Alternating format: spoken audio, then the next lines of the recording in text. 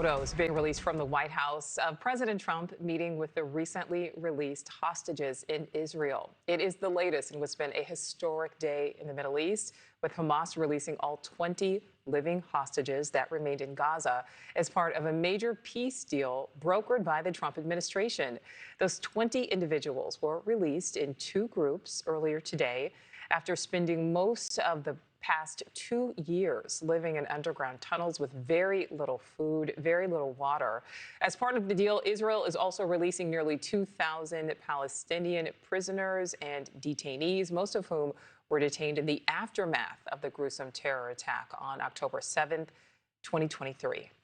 NewsNation correspondent Joe Khalil is live for us at the White House. Joe, we know that the surviving hostages finally free. This is a day many weren't sure would ever come. Talk to us about how this deal ultimately came together. What do we know about all of the behind-the-scenes efforts? Well, it was certainly a different kind of diplomacy from this White House. Vice President Vance said it was very unconventional diplomacy to put in place as the lead on this effort people like Jared Kushner and Steve Witkoff, who are not career diplomats at all, but put them forward alongside Secretary of State Marco Rubio to sort of lead this effort. And of course, President Trump being directly involved as well. And I think that was the big difference in the takeaway behind the scenes, is just how directly involved. You just take a look at the scene that we just saw moments ago. President Trump standing there, or sitting rather, alongside all of these world leaders, but to his left, Turkish President Erdogan, to his right, Egyptian President al-Sisi, and then you also had the Emir of Qatar, Al Thani, next to President Trump, and he was praising all of them in a way that we haven't really seen in previous presidential administrations. Many of those leaders were sort of isolated from the United States.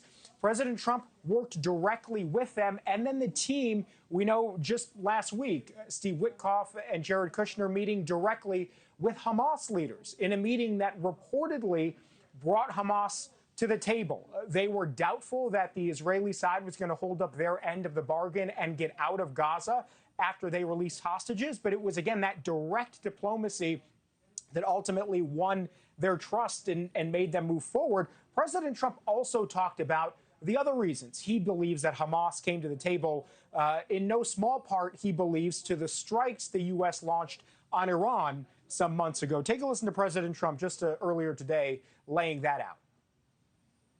Frankly, if we didn't hit them with the nuclear, I don't think you would have been able to have this incredible this deal, this once-in-a-lifetime deal. Nobody's ever seen anything like what's happening today.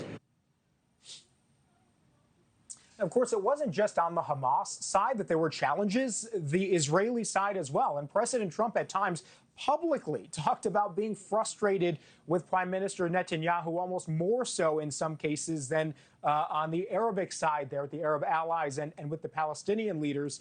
And we know that it was the Israeli strike on Qatar just last month that Israel did not warn the United States about beforehand. President Trump really angry about that.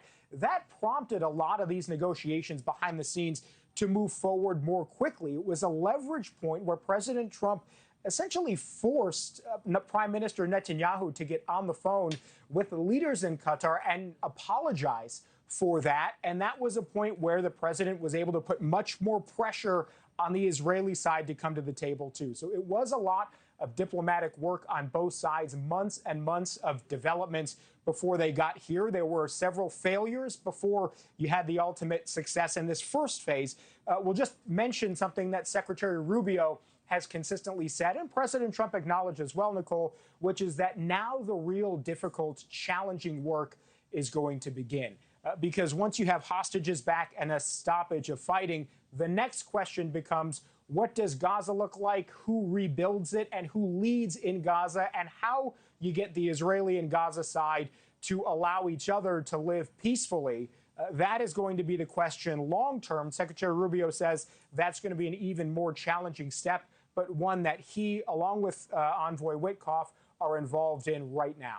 Thank you for watching. Subscribe below and download our NewsNation app right now on your phone, and you will get fact-based, unbiased news for all Americans.